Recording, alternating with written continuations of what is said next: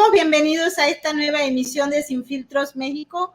Me acompañan nuestros aliados desde Ciudad de México, Francisco de Ángelo de Benemex y Carlos Ibarra. Bienvenidos ambos. ¿Qué tal? Muy buenas tardes, Maybord, Francisco y amigos que nos sintonizan allende las fronteras mexicanas. Un gusto poder saludarles en este día tan especial para nosotros los mexicanos. Es un gusto poder estar aquí con ustedes, amigos de otras nacionalidades y que estamos unidos por este bello idioma que es el español castellano. Hola, ¿cómo están? Muchas gracias. Bueno, hoy tenemos un programa muy interesante porque pues ha habido un problema en la frontera sur de México con Estados Unidos y pues allí un grupo de la patrulla fronteriza cumpliendo con las órdenes que habían recibido dispararon a un grupo de venezolanos que intentaba entrar ilegalmente a los Estados Unidos violando la regla establecida por el gobierno de los Estados Unidos. Esto ha generado muchísimas preocupaciones por un lado, pero también incertidumbre y una posición que se dio a conocer a través de la patrulla fronteriza, donde dice que el grupo de venezolanos se habría puesto, si se quiere, un poco violentos y ellos los calmaron con unas balas de goma. Sin embargo, hay otras versiones. No sé, Francisco de Ángelo de Benemex, cuál es la posición que ustedes tienen, qué información les ha llegado en relación a esto y al resto de los problemas que hay en México con los venezolanos que han huido del régimen de Nicolás Maduro. Adelante, Francisco. Definitivo. Sí, tenemos la información que en Ciudad Juárez, o sea, entre Ciudad Juárez, El Paso, Texas, estaban varios migrantes venezolanos, trataron de pasar y resulta que los agentes de fronteras de Estados Unidos, al parecer, dispararon balas de goma contra ellos, ¿no? Y bueno, es cosas que se verían venir, que se les ha advertido que va a empezar a utilizar la fuerza la Guardia Nacional de Estados Unidos, la Guardia Fronteriza, y sí intentan pasar. Bueno, ¿cómo estamos? Consternados, estamos cansados, porque desde el 11 de octubre como organización no hemos parado de recibir solicitudes de ayuda. El gobierno definitivamente está desbordado. Este tipo de problemas, o sea, fue un acuerdo al parecer que llegó la Cancillería de México con Estados Unidos, no le avisó a nadie, inclusive no le avisó a Comar, a la Comisión de Ayuda a Refugiados en México. Supongo quien sabía era Migración, y empezaron a llegarnos los hermanos venezolanos. Se les ha ayudado como se ha podido. Nos han prometido en la Ciudad de México que iban a poner algún tipo de albergue. No ha pasado. Realmente las organizaciones de venezolanos en México, Benemex y otras, Médicos Sin Fronteras, hemos estado trabajando 24/24 y es lo que ha logrado un poco calmar el problema, pero o sea, la situación es crítica. Los albergues están al 300% algunos, al 200% otros. Estamos hablando de albergues de menos de 100 personas y tienen 200, 300 personas. En la embajada de Maduro hay personas en el estacionamiento, hay personas afuera durmiendo, ya se están quejando porque es una zona, eso queda en Polanco, que es una zona céntrica de la Ciudad de México, y están quejándose los vecinos. Realmente la sociedad civil organizada, hay un grupo que se llama Sochamas, distintos grupos de la sociedad civil han estado todo el tiempo ayudando, pero bueno, esto está desbordado y al día de hoy ya siendo primero de noviembre, los primeros días de noviembre, no tenemos una política clara ni un entendimiento de la situación de parte de las autoridades mexicanas. Esa es la situación por ahora. increíble lo que está pasando, Carlito. No sé si tú tienes algún comentario que hacer sobre este evento que ha generado tanta preocupación, pero a la vez especulación, porque se dice, bueno, y la patrulla fronteriza señala que eran balas de goma, pero ya hay mucha gente que está utilizando esto con una intención que no necesariamente es para reflejar los eventos que ocurrieron, que por cierto están grabados por varios periodistas que estaban allí y que pues fueron testigos presenciales de lo que estaba pasando en la frontera y cómo la patrulla fronteriza, cumpliendo con las órdenes que se le había dado a raíz de ese convenio que bien explicó Francisco, pues se repelió la entrada prácticamente a la fuerza porque ellos querían entrar a como diera lugar a los Estados Unidos. Y bueno, el tema aquí está en que Estados Unidos decidió que la vía para que entraran los venezolanos es por otra y con eso paralizó la entrada porque hay que estar claro que en el caso de los venezolanos muy pocos han cumplido con los requerimientos para el pedir el parol a través de la página web. Y ya vamos a hablar de eso. Francisco, adelante, Carlitos. Es una situación complicada, querida Maybord y querido Francisco, amigos del auditorio, porque tenemos dos diferentes realidades que convergen en este hecho. La primera de ellas es que si bien los Estados Unidos tienen legalmente el derecho de decir quién entra y quién no a su territorio, por otro lado tenemos que los hermanos venezolanos no están haciendo esto por gusto. Es algo que no debemos perder de vista. No son ciudadanos o personas que en un berrinche, que porque sí, digan, pues hoy desperté con ganas de irme a vivir a Estados Unidos y lo voy a intentar a como de lugar. No, la realidad es que están huyendo de una dictadura, y lo digo haciéndome responsable de mis palabras, porque eso es lo que tiene usted en Venezuela, señor Nicolás Maduro, una dictadura. Bueno, las personas están huyendo de ello. Buscan emigrar a este vecino país del norte con la expectativa de tener una mejor calidad de vida y evidentemente se topa esta realidad con la realidad previa que habíamos comentado.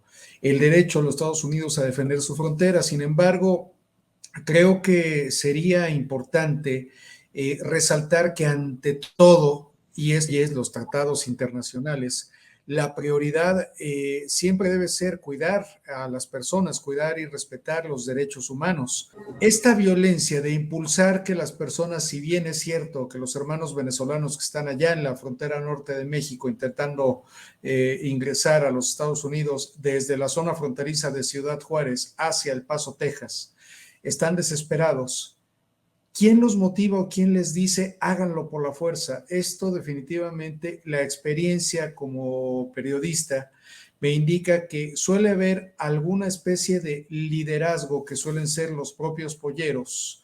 Polleros, para los amigos que nos escuchan allende las fronteras, pollero es la manera como definimos aquí en México a los criminales organizados o a las personas que a través de cobros y cobros bastante caros prometen a las personas migrantes ayudarlos a cruzar a los Estados Unidos.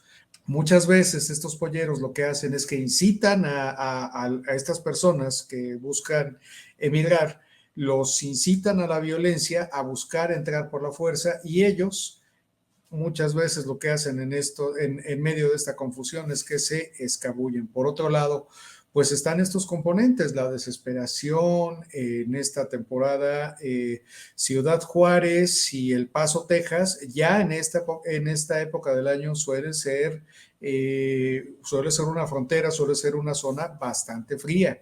Si aquí en México estamos con los frentes fríos recientes, hemos estado por ahí de los 10 grados, que para la media de Ciudad de México es algo muy frío. Ciudad de México tenemos una media de 21 grados, hasta donde entiendo en Venezuela la media es todavía un poquito mayor, pues evidentemente están esos factores, el hambre, el frío, la desesperanza, pues es obvio que están en una situación de desventaja y en una situación de bastante desesperación. Entonces, yo en esta primera reflexión me quedaría con que si bien los Estados Unidos están en todo derecho a proteger su territorio y como se ha dicho muchas veces aquí, de buscar ser selectivos, porque desafortunadamente, como bien has dicho, Maybord, no todas las personas que intentan ingresar están en esta condición. Desafortunadamente también existen criminales que están buscando ingresar, pero más allá de eso, no perder de vista, ojalá, que las autoridades migratorias estadounidenses no pierdan de vista eso, que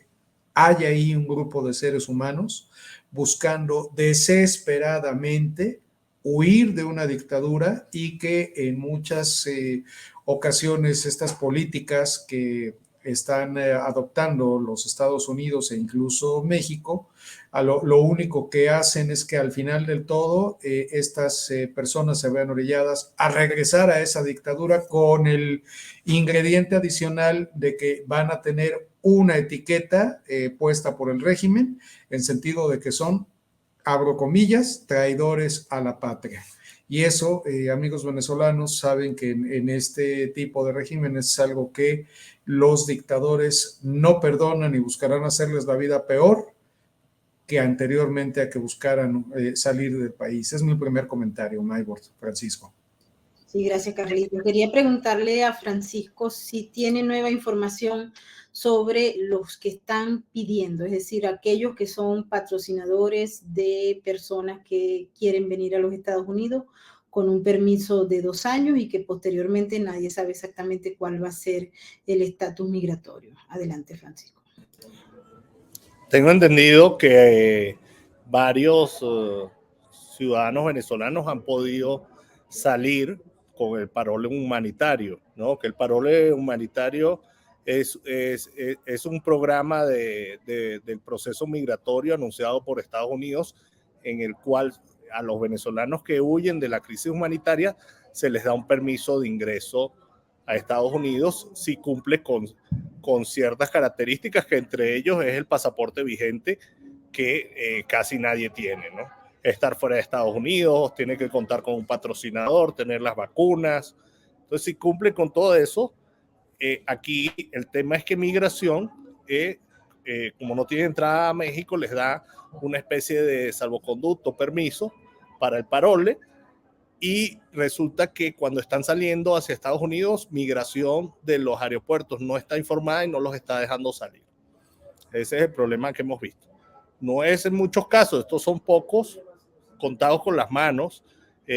Han sido denuncias de 5 personas, 6 personas. No tengo el número de cuántos han logrado salir, pero sí están logrando salir poco a poco algunos. Más que todo, entiendo yo, que son personas que ya tienen familias en Estados Unidos y familias que tienen medios para poder lograr cumplir con toda esta normativa en Estados Unidos. Ahora, lo que dice Carlos es verdad. Esto es un inmenso negocio para la mafia organizada, coyotes, gente sin escrúpulos. Se ha visto y bueno, tenemos reportes desde personas que agarran a los venezolanos, les dicen que les van a ofrecer trabajo y les van a ofrecer comida y alojamiento por $500, y entonces se los tratan de llevar, no sabemos para dónde, engañados. Y tenemos reportes también, imagínense, que está llegando ONGs y personas de la sociedad civil, por lo menos al Terminal Norte, a entregar ayuda, y vienen unos tipos venezolanos también y se toman fotos con la ayuda y con las personas y sacan en los medios fotos y fotos y fotos diciendo que esa ayuda las llevan ellos. Entonces, bueno, desde personas que han pagado miles de dólares para llegar a la frontera, después los devuelven y todo este tema, personas engañadas, personas que se han llevado y están desaparecidas. O sea, esto es un enorme caos y típico de temas a veces en estos gobiernos que no tienen un orden como tal, porque debería haber un informe ya semanal de la situación, debería haber una orientación de hacia dónde vamos o un plan de acción comunicado, ¿no? Bueno, vamos a hacer ciertos albergues, vamos a trabajar de una forma u otra. O sea, los criterios no se entienden y no entendemos por qué los traen a la Ciudad de México. Ya está colapsada la Ciudad de México. No entendemos por qué los devuelven y los sueltan a veces en zonas de conflictos. Por supuesto, hay también otros, como dice Carlos, ciertas personas inescrupulosas que les dicen no vayan a Estados Unidos, que sí van a pasar. Y bueno, la frustración y el poco entendimiento de la problemática hace que arriesguen sus vidas porque ya las patrullas fronterizas tienen orden de que no pasen. Entonces, es un completo caos, pero no tenemos una orientación clara. ¿Qué hacemos? Estamos trabajando. He escuchado que grupos de distintas iglesias también se están uniendo, grupos católicos, más ONGs. Normalmente las respuestas de los organismos internacionales son lentas. No dudo que en algún momento se activen. Tengo entendido que tomó tan de sorpresa esto, y esto es una anarquía tal o una toma de decisión de parte de Estados Unidos y de México, este acuerdo, sin organización alguna, que los organismos internacionales ya no tenían presupuestos para este año. Entonces, ese es otro problema, porque atender este tipo de crisis necesita mucho dinero y no hay dinero.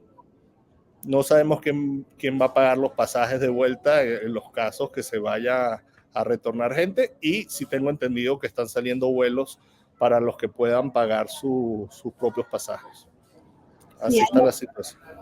Hay otra cosa, Francisco, que pues aquí nos hemos enterado, y es el hecho de que muchas personas que están solicitando el parol humanitario y las personas que están sirviendo de patrocinadores no tenían claro que las personas, por ejemplo, que están en Chile, que están en Argentina, que están en Perú o Colombia y quieren venir utilizando ese parol y tienen un estatus migratorio ya establecido, tanto en Colombia como en cualquier otro país, tienen el problema de que los paroles son para los que no tienen estatus, y hay mucha gente que ha sido rechazada y no sabían, al igual que aquellos que tienen doble nacionalidad. No sé si tú manejas esta información. Hemos recibido muchas quejas de gente que ha dicho, bueno, pero nosotros llenamos, o sea, sí teníamos los 5,400 dólares que requieren para el financiamiento de la persona, etcétera, etcétera. Es decir, cumplíamos con el requisito económico, pero igual lo negaron. Entonces, se ha especulado mucho y hay dudas al respecto. Adelante. Definitivo, si usted tiene una residencia en cualquier país, no puede optar por esta vía del parol humanitario hacia Estados Unidos. Si usted tiene doble nacionalidad, entonces no aplica, pero es una razón de derecho internacional humanitario, por decirlo así. Usted viene huyendo de un régimen. Esa protección se le da a la persona que tiene la nacionalidad de ese régimen del que viene huyendo. Si usted tiene esa nacionalidad y la colombiana, usted por Colombia puede entrar perfectamente, por decir un ejemplo, ¿no? O la mexicana también. O sea, son países que no están en un conflicto como tal, no tienen un régimen dictatorial. Entonces, o la chilena, o hay veces que nos ha llegado también aquí personas a pedirnos ayuda y son venezolanas y europeos. Entonces, si usted está en una situación en la cual usted está en otro país, por ejemplo, estoy en México, pero yo soy venezolano y colombiano, usted tiene que ir al consulado de Colombia y pedir un retorno a su otro país, Colombia, porque lógicamente para Venezuela no va a haber un retorno por ahora. Entonces tiene que usted escoger la nacionalidad en la cual no haya una dictadura, si es la otra nacionalidad que tiene, y pedir ayuda a esos consulados. Esos consulados normalmente ayudan a sus connacionales y tienen formas de actuar. Y por supuesto se cae todo procedimiento va a haber 22,000 visas, dijeron, para venezolanos, pero son venezolanos y que no tengan residencia en otro país, que estén en una situación huyendo del régimen de Maduro, y no pueden tener otra nacionalidad. Estas confusiones las ha habido. Si usted tiene otra nacionalidad, tiene que ir o debería ir al país donde tiene esa nacionalidad y tratar de empezar su vida ahí, porque usted ya tiene la posibilidad de ir a otro país que se supone que no hay conflicto, o no tiene un conflicto como Venezuela, que tiene una dictadura férrea en la cual ya han salido 7.100.000 personas, que es el 25% de la población. Entonces, esa es la razón, y si tiene residencia en otro país, se supone que usted puede hacer su vida en otro país. Ahora, la visa americana la podría pedir. Si usted tiene otra nacionalidad, mexicana, colombiana, peruana, argentina, lo que sea, puede ir como cualquier nacional de esos países a pedir una visa de turista o las visas que la ley le otorgue en Estados Unidos para personas de esas nacionalidades. Antes de pasar, Carlitos, no sé si tienes algún comentario, pero le quería preguntar a Francisco, aprovechando que estamos tocando este tema, ¿qué ocurre si hay un reconocimiento del régimen de Maduro? Ya hubo por parte de Colombia, se está manejando otros países y también los mismos Estados Unidos. ¿Qué pasa si cambia la posición de una parte de los países y reconocen a Maduro? Sí, yo creo que eso va a pasar. Yo creo que va a haber un reconocimiento en ciertos países como Colombia. Es más, yo creo que está, de hecho, reconocido, ¿no? México lo reconoce. Nuestro embajador es Arias Cárdenas, bueno, embajador del régimen, pero definitivamente embajador de Venezuela, reconocido por López Obrador, y cuando fue la toma de posesión de López Obrador, trajo a Maduro y lo abrazó, así como ha venido Evo Morales y una cantidad de gente que para mí son dictadores. Bueno, pero hoy Francisco, no sé si supiste, pero el presidente colombiano, Gustavo Petro, en un comunicado que firmó con Nicolás Maduro, en su visita a Caracas, informó que pues auguraba éxito a la reanudación de la mesa de diálogo entre el régimen de Maduro y la oposición. O sea, nosotros nos enteramos por ese comunicado que ya hay una reanudación de esa mesa. Ya lo palpábamos, pero no sabíamos con certeza que estaba allí. Bueno, definitivamente, primero reconoce al régimen, después, por supuesto, reconocen una oposición, que es una oposición con una representatividad relativa, porque hoy en día los venezolanos estamos atomizados, y 7 millones somos los que estamos afuera y casi ninguno representado por estas personas de estos partidos que están adentro, ¿no? Y que es minimizar el problema. Es decir, en Venezuela lo que hay es un problema entre una oposición y un presidente que es incomprendido.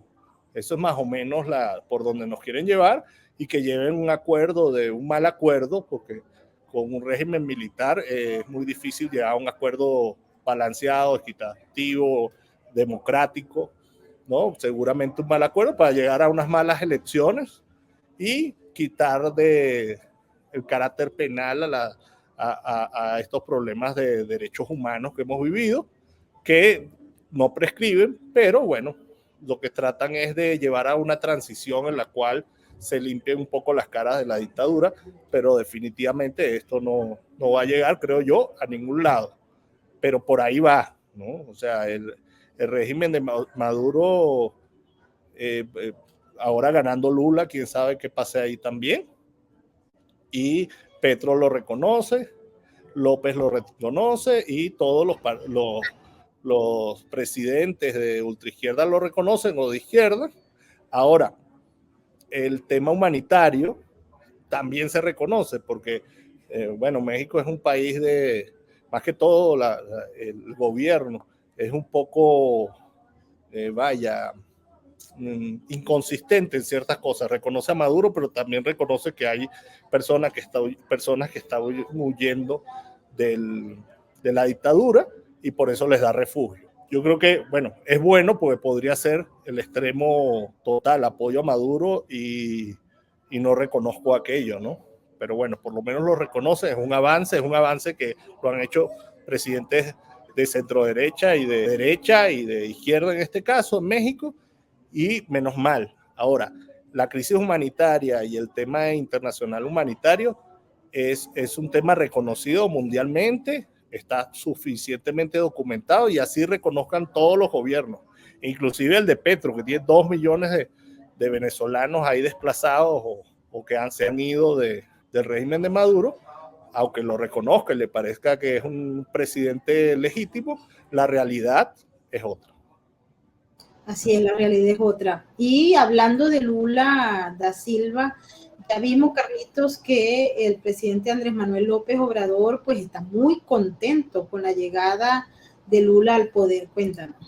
El presidente López literalmente celebró el triunfo de Luis Ignacio Lula da Silva en las pasadas elecciones de Brasil, celebradas el pasado domingo, y de hecho el presidente López dio a conocer hoy en su conferencia mañanera un mensaje, una grabación de una conversación telefónica que tuvo con el izquierdista nuevamente elegido presidente de Brasil. El presidente López expresó con su concebida frase sentirse feliz, feliz, feliz, así lo dijo 3 veces, por el triunfo de Luis Ignacio Lula da Silva y incluso bendijo al pueblo de Brasil. Se dijo de sentir feliz, feliz, feliz y bendito pueblo de Brasil, manifestó el presidente López, e incluso está asegurando que este triunfo de Luis Ignacio Lula da Silva augura, así lo dijo López Obrador, igualdad y humanismo para Brasil. Veremos qué es lo que ocurre. Es importante destacar, Maybor, Francisco, que este triunfo ha generado reacciones muy distintas aquí en México. Por un lado, pues tenemos esta celebración por parte del presidente López, y que incluso en la llamada telefónica que dio a conocer, López Obrador invita a Luis Ignacio Lula da Silva a un evento que tendrá lugar aquí en México, que por lo menos no se había dado a conocer de una manera muy amplia, hacia finales del presente mes de noviembre, en una cumbre de la llamada Alianza del Pacífico, que por cierto en esta cumbre participa, además de nuestro país, que sería el anfitrión, participan Chile, Perú y Colombia, que pues tienen evidentemente gobiernos emanados de la izquierda o simpatizantes con el socialismo del siglo XXI, al igual que el argentino Alberto Fernández. La respuesta de Lula fue que no podía asegurar, no podía comprometerse, porque él tendría que revisar su agenda, debido a que el actual presidente, Jair Bolsonaro, no había aceptado su derrota. Y ahí, pues lamentablemente, una vez más, los mexicanos tenemos que quedarnos con la vergüenza de que el presidente que nos representa internacionalmente, y que siendo México un país que a lo largo de la historia ha tenido una cuasi impecable tradición diplomática, pues otra vez nuestro presidente, ¿por qué no?, se va de la boca metiéndose en asuntos que no le corresponden, señor López Obrador, porque usted es presidente de México, nada tiene que hacer opinando acerca de Brasil. Bueno, en la llamada le dice a Lula da Silva que espera que el presidente Bolsonaro acepte su realidad y que va a actuar de manera responsable, porque fue una elección legítima, así lo dijo López, que está muy clara la diferencia y que es muy clara la voluntad del pueblo de Brasil. Estoy parafraseando lo que dijo el presidente López en esta llamada telefónica, que fue dada a conocer aquí a través de los diferentes medios de comunicación, y que deja muy claro el por qué el presidente López está, como él lo dice, feliz, feliz, feliz, porque pues en el mapa geopolítico prácticamente pues todo el continente teniendo esta tendencia hacia el socialismo del siglo XXI y obviamente pues tenemos la esperanza de que este socialismo del siglo XXI no devengue en dictaduras como las que ya desafortunadamente estamos viendo en la región. Tenemos un lugar común aquí en México, un dicho popular que reza: Dios los hace y ellos se juntan. Y es pues evidentemente lo que estaremos viendo aquí en esta reunión de la Alianza del Pacífico, que se celebrará a finales del presente mes aquí en México. Al final, el presidente López se caracteriza por hacer lo que le viene en gana. Mientras opina de asuntos internacionales, aquí en el país sigue apareciendo como uno de los puntos que más preocupa a los mexicanos el tema de la seguridad y el tema de la economía. Hoy se da a conocer una encuesta del periódico El Financiero, uno de los diarios más influyentes de aquí del país, un estudio hecho con una metodología bastante seria, en la cual refleja que los mexicanos estamos preocupados sobre todo por el tema de la seguridad pública y, por otro lado, la economía, rubros en los que no lo dice un servidor, no lo dice nada más esta encuesta, sino cualquiera de los amigos que nos ve y nos escucha allende las fronteras puede revisarlo en distintas fuentes. El tema de la seguridad, lamentablemente, el indicador clave, que es el número de muertos, sigue aumentando. Se sigue aumentando también la percepción de inseguridad y delitos como la extorsión, que es ahora pues el delito que está de moda, al grado que posiblemente esto lo ha escuchado Francisco y no me dejará mentir, o varios de los amigos que nos ven y nos escuchan en el auditorio, al grado que los bancos están haciendo campañas en medios de comunicación para advertir a los usuarios de servicios financieros que no se dejen extorsionar y dan a conocer diferentes modus operandi que tienen los extorsionadores. Pero el gobierno de México dice que vamos bastante bien, un asunto que es de bastante preocupación, que ha sido replicado por diferentes medios, es que casualmente, sin comitivas, sin prensa, el presidente López ha estado muy activo visitando el municipio, uno de los, Badiraguato, uno de los municipios que Maybord, tú como periodista especializada en temas de seguridad y justicia, el nombre seguramente te brinca de inmediato, y para los amigos que nos ven y nos escuchan, me refiero al municipio del estado de Sinaloa en México, donde nació nada menos y nada más que Joaquín El Chapo Guzmán Loera, donde vive la mamá de este capo, donde viven algunos de los hijos de este capo, y casualmente el presidente López admite haber estado allá, y lo único que responde a los cuestionamientos cuando evidentemente la prensa le dice, bueno, señor, ¿y usted qué fue a hacer allá? Él responde que los cuestionamientos vienen de parte de los conservadores, de parte de los adversarios, que no se debe estigmatizar a una población, que él está haciendo viajes de trabajo no solamente ahí, sino a todo el país, y la larga lista de justificaciones, pretextos y lugares comunes que le conocemos al señor presidente. Evidentemente, no tenemos elementos para afirmar que se esté reuniendo con el crimen organizado. Por el otro lado, yo invito a los amigos del auditorio a reflexionar. ¿Qué tendría que estar haciendo el presidente de México en este municipio? ¿Por qué? Sin comitiva, sin medios de comunicación, de la manera más discreta posible. Lo pongo sobre la mesa, amigos. Ustedes saquen sus conclusiones.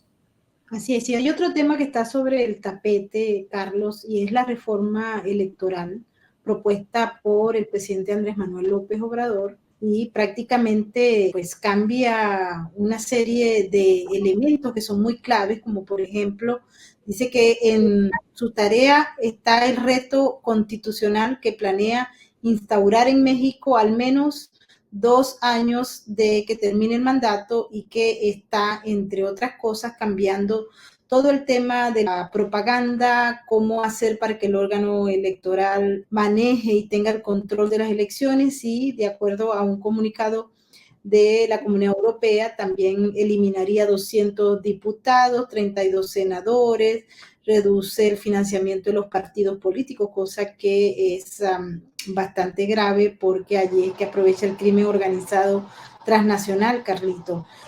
Sí, definitivamente, Maybor, son situaciones que nos preocupan, que nos tienen bastante consternados a los mexicanos que no formamos parte de los seguidores a ultranza del presidente López, que, dicho sea de paso, desafortunadamente, desde mi perspectiva y desde la perspectiva de muchos connacionales, el presidente lo que hace, al igual que en otros países dictadores hacen como una de las fórmulas probadas del socialismo del siglo XXI, es aprovecharse de la pobreza de la gente en las situaciones más paupérrimas de nuestro país para darles gotitas, darles dádivas disfrazadas de apoyos sociales y tener esa base de la pirámide. Bueno, quienes no pertenecen a esos sectores que pues se entendería como la clase media, vemos con preocupación esta reforma electoral, porque como bien dices, lo que pretende el presidente López es desaparecer al actual Instituto Nacional Electoral para hacer un nuevo organismo que de entrada el nombre sería Instituto Nacional de Elecciones y Consultas. Esto de entrada pareciera un objetivo loable, parecería algo que sería muy positivo, él lo maneja así. Sin embargo, el presidente López, de entrada hay varios puntos. De entrada, sigue sosteniendo la narrativa que ha sostenido toda su vida, y toda su vida, quiero decir literal, toda su vida, de que él no ha perdido jamás una elección. Él asegura que todas las elecciones anteriores le fueron robadas o que hubo fraude electoral y que él fue víctima. Absolutamente en todas, eso es lo que él asegura, desde que el señor era priista, porque amigos, no se dejen engañar. Ese señor que ven ustedes ahí en pantalla y en la fotografía, ese señor es del PRI, tuvo sus orígenes en el Partido Revolucionario Institucional, sí, ese mismo que mantuvo la dictadura perfecta, en palabras de Vargas Llosa, si la memoria no me es infiel, así lo definió, durante 70 años aquí en México. Bueno, pues este señor es emanado de esas filas y pues ahora está haciendo esta reforma electoral al mismo estilo que lo que fue ese viejo régimen del PRI, es decir, buscando que sea el Estado quien controle las elecciones. ¿Qué va a pasar con este Instituto Nacional de Elecciones y Consultas? De entrada, aquí hay contextos importantes que tenemos que entender. El próximo año, por ley, termina el periodo para el cual fueron designados 4 consejeros electorales, entre ellos el consejero presidente del Instituto, Lorenzo Córdoba. Lo que está buscando el señor López, o lo que pretende hacer, es que sea el pueblo bueno y sabio el que elija quiénes van a ser esos 4 consejeros, pero además también que sea ese mismo pueblo bueno y sabio quien elija a los ministros del Tribunal Electoral del Poder Judicial de la Federación, que dicho sea de paso, es el organismo tope, la máxima autoridad en materia electoral. Bueno, lo que quiere el presidente López es que estos ministros y estos consejeros sean electos a través de una consulta organizada, adivinen por quién, por el gobierno que él encabeza. El gobierno mexicano estaría organizando esta consulta y se estaría llevando a los consejeros que elija el pueblo bueno y sabio a partir de una propuesta que vendría tanto del Poder Ejecutivo como del Poder Legislativo y del Poder Judicial. Cada uno de los 3 poderes de la Unión en México pondría candidatos. Insisto, esto suena muy bonito si no tuviéramos como antecedente, por ejemplo, una de las consultas que me tocó cronicar como periodista y vivirla como ciudadano fue la consulta, una vez que López fue declarado presidente electo, la consulta para decidir si se continuaba o no con el anterior proyecto del aeropuerto, del nuevo aeropuerto de la Ciudad de México que iba a ser construido en Texcoco, o si se construía el bodrio que conocemos ahora como Aeropuerto Internacional Felipe Ángeles. Hablamos de que la pura cancelación del aeropuerto de Texcoco costó más caro que la construcción del Felipe Ángeles, pero al final se trató de un acto multimillonario propagandístico que fue validado con una supuesta consulta. Pero adivinen qué, amigas y amigos, esta consulta no fue realizada de una manera general, sino fue realizada obviamente principalmente en los municipios donde ganó Morena. Todos los municipios, no en todos los municipios, quiero decir, todas las casillas fueron, eso sí, colocadas en municipios donde ganó Morena, el partido del presidente López. No hubo una sola casilla en municipios o distritos donde ganó la oposición.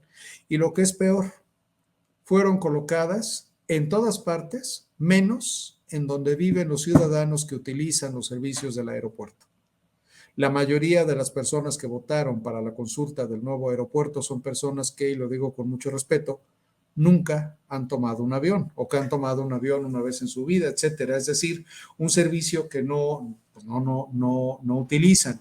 Del mismo modo, se hizo la consulta sobre el Tren Maya, esta narrativa de que se consulta al pueblo bueno y sabio, porque el pueblo bueno y sabio es el que manda. Ojo, el pueblo, no el antipueblo, no los adversarios de López, como él nos llama, sino nada más los simpatizantes, que es para quienes gobierna. Entonces, con estos antecedentes, la reflexión es, ¿qué podemos esperar si se pone a consulta quiénes van a ser estos consejeros? Que además, dicho sea de paso, la consulta no es decir, la designación de estos consejeros no es algo que se haga por dedazo ni siquiera del presidente. Se hacen efectivamente propuestas y es la Cámara de Senadores la que ratifica o no, es decir, funcionarios del Poder Legislativo que fueron electos por el pueblo. Es decir, estaríamos hablando, si eso es una consulta, de un ejercicio doble. El pueblo ya eligió a sus representantes para que ellos a su vez decidan. Entonces, lo que vemos de fondo pues es la intención de querer controlar al órgano legislativo más importante de este país, por un lado, transformarlo en un organismo a modo para perpetuar a Morena en el poder, y por otro lado, con este comentario cierro, una situación muy delicada que se dio este fin de semana en la cual la presidenta de la Comisión Nacional de los Derechos Humanos, Rosario Ibarra Piedra, hija de una activista social clásica, por así decirlo, la señora Rosario Ibarra de Piedra, pues esta presidenta de la Comisión Nacional de los Derechos Humanos emitió un pronunciamiento y una recomendación a los legisladores en sentido de que aprueben esta reforma enviada por el presidente López, entre otras cosas, adjetivando de la manera más negativa posible al Instituto Nacional Electoral e incluso acusándolo de estar repitiendo prácticas antidemocráticas, algunas de ellas con cientos de años, así lo dice, así lo estoy parafraseando, el dicho y el comunicado de la Comisión Nacional de los Derechos Humanos, y invitando a los legisladores a prácticamente votar a favor de esta reforma que daría la puntilla al actual Instituto Nacional Electoral.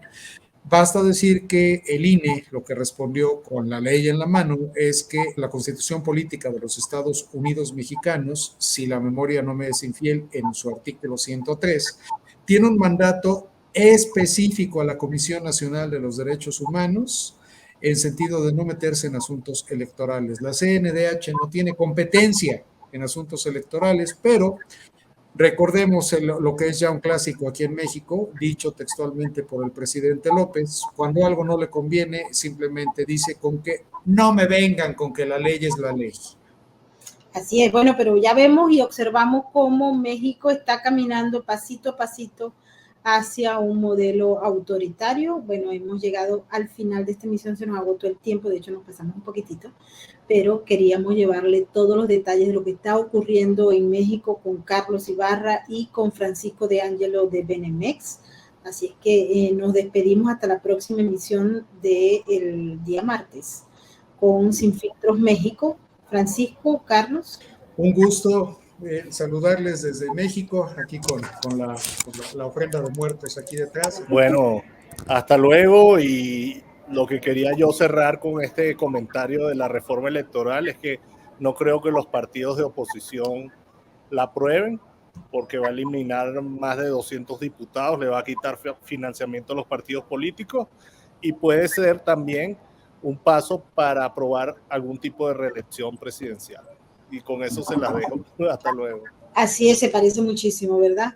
Se parece muchísimo al socialismo del siglo XXI, lo conocemos, lo leemos porque venimos del futuro. Nos despedimos con el mensaje de la RAT, no sin antes darle las gracias a toda la gente que a esta hora se ha seguido en nuestro programa a través de nuestras diversas plataformas. Un gran saludo al equipo que maneja Casa, Podbean, Rumble, y también un gran abrazo a todos nuestros moderadores del chat de YouTube. Muchísimas gracias a todas las llaves por acompañarnos en esta nueva emisión. Nos despedimos con el mensaje de la RAC. Adelante. Imagina que estás completamente solo e indefenso y que tienes que sobrevivir en las calles de uno de los países más violentos del mundo.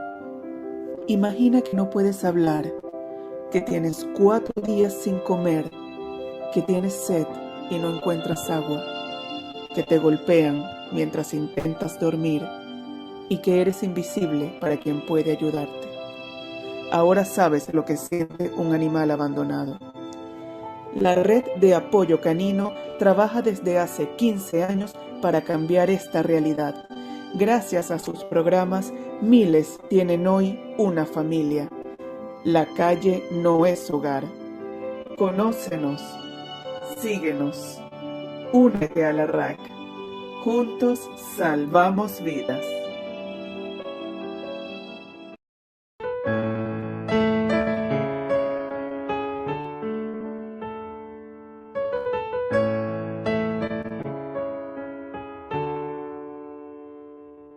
Yo deseo que el año que viene sea muy diferente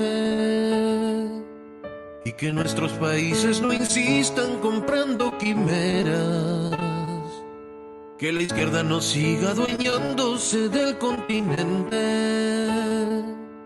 para que ya más nadie tenga que cruzar su frontera.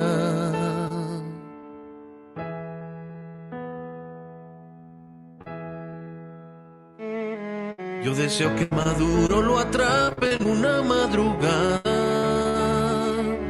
junto al capo narcotraficante Diosdado Cabello. Mirarlos en la tele esposados con bragas naranja y la justicia persiguiendo a los que robaban con ellos. Que Ortega allá en Nicaragua amanezca sin vida y la bruja queriendo escapar no encuentre la salida. Que los nicaragüenses celebren con bandera en mano y más nunca caigan en las redes de un sucio tirano.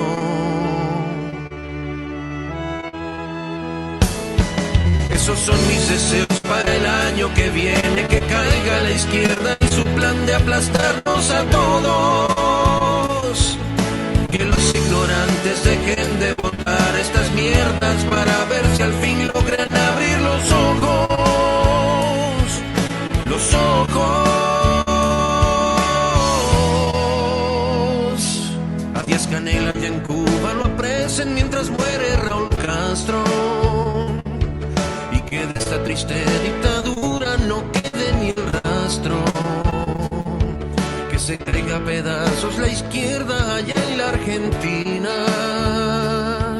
que renuncie Alberto Fernández y presa Cristina, que en Perú caiga Pedro Castillo que sueña con ser Chávez, y que a Petro en Colombia lo aplasten en presidenciales, que en Bolivia ya no los gobierne la marioneta de Evo. Que López Obrador no pretenda lanzarse de nuevo. Que allá en Chile el gobierno de Boric no dure un carajo. Que se los lleve la misma mierda que un día nos trajo. Y los líderes de la oposición latinoamericana no se dejen sobornar aunque se estén muriendo de ganas. De ganas. Esos son mis deseos para el año que viene. Que caiga la izquierda y su plan de aplastarnos a todos. Que los ignorantes dejen de votar estas mierdas para ver si al fin logran abrir los ojos. Los ojos. Esos son mis deseos para el año que viene. Que caiga la izquierda y su plan de aplastarnos a todos. Que los ignorantes dejen de votar estas mierdas para ver si al fin logran abrir los ojos. Los ojos. Estos son mis mejores deseos para el año que viene. Solo un sueño que pienso que nunca nos va a suceder. Porque la solución es que el pueblo se vaya a la calle. Pero eso en la canción La Gran Marcha se los contaré. Se los contaré.